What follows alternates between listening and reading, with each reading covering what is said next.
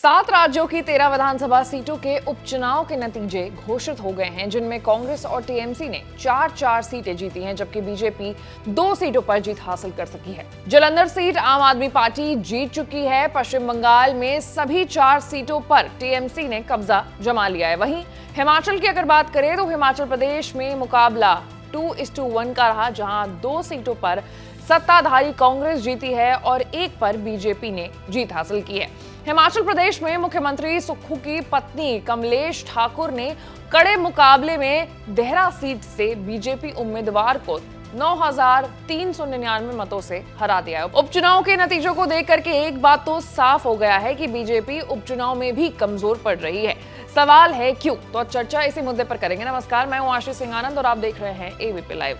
देश के 7 राज्यों की 13 विधानसभा सीटों पर हुए उपचुनाव में इस बार सबकी नजरें दल बदलुओं पर ही रही है। 13 सीटों में से ज्यादातर पर उन उम्मीदवारों को टिकट दिया गया जिन्होंने किसी दल का साथ छोड़कर दूसरे दल में जाने को चुना। हालांकि चुनावी नतीजे उनके पक्ष में नहीं रहे। हिमाचल प्रदेश से लेकर के पंजाब तक दल बदलने वाले नेताओं को उपचुनाव में कामयाबी नहीं मिल पाई।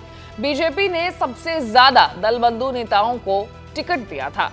उत्तराखंड की 2 विधानसभा सीटें मैंगलोर और चमोली की बद्रीनाथ सीट पर 10 जुलाई को उपचुनाव हुआ था। इनमें से मंगलोर सीट पर बीजेपी और कांग्रेस के बीच कांटे की टक्कर देखने को मिली। इस सीट से बीजेपी के करतार सिंह भडाना और कांग्रेस के काजी मोहम्मद निजामुद्दीन के बीच मुकाबला रहा था, जिसमें कांग्रेस उम्मीदवार काजी मोहम्मद निजामुद्दीन ने बीजेपी प्रत्याशी को 422 वोटों से हरा दिया। बात करें चमोली की तो बद्रीनाथ सीट पर कांग्रेस उम्मीदवार लखपत बुतौला ने बीजेपी उम्मीदवार राजेंद्र भंडारी को हराया। कांग्रेस उम्मीदवार लखपत ने बीजेपी के राजेंद्र सिंह भंडारी को 5,224 वोटों से हराया। इस सीट पर तीसरे नंबर पर निर्दलीय प्रत्याशी नवल किशोर खली रहे हैं।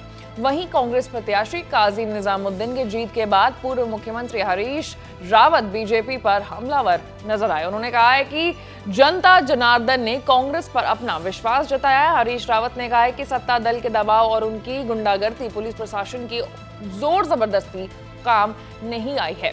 जनता ने कांग्रेस पर अपना विश्वास जताया है। उत्तराखंड की दोनों विधानसभाओं में कांग्रेस की ऐतिहासिक जीत हुई है। सवाल है कि आखिर बीजेपी के लिए कमी कहां हो गई, क्योंकि अब खुद बीजेपी के नेता ही अपनी पार्टी को घेरने लगे हैं। दरअसल उत्तर प्रदेश में बीजेपी के कुछ नेता सरकार के खिलाफ अब खुलकर बोलने लगे हैं, तो कई नेता तो बस बंद कमरों में ही बातें कर रहे थे। 14 जुलाई को लखनऊ में पार्टी के प्रदेश कार्यकारिणी की बैठक है, लेकिन जिक्र बस पार्टी के अंदर मचे घमासान की ही हो रही है। यूपी के डिप्टी सीएम केशव प्रसाद मौर्य पिछले कई हफ्तों से कैबिनेट मीटिंग में नहीं आ रहे हैं। लोकसभा चुनाव में लड़ने वाले उम्मीदवार विधायकों को बुरा भला कह रहे हैं, तो विधायकों ने भी उन उम्मीदवारों के खिलाफ मोर्चा खोल दिया है। बीजेपी के इस झगड़े का मजा अखिलेश यादव ले रहे हैं। उन्होंने सोशल मीडिया में लिखा है कि पीडीए के कारण बीजेपी में भगदड़ मची है। अब तक तो बीजेपी के अंदर की बातें बाहर नहीं निकलती थी, लेकिन अब तो पार्टी की लड़ाई सड़क तक आ गई है। इस पूरे मामले में आपको क्या लगता है? आपकी क्या राय है कि आखिर बीजेपी कमजोर कहां पड़ी है? आप कमेंट सेक्शन में हमें कमेंट करके जरूर बताएं और ऐसे तमाम बड़े खबरों के लिए देखते रहिए एबीपी लाइव। मैं थी आपके साथ आशीष सिंघानंद। For exclusive and insightful videos, subscribe to our new channel ABP Live Premium.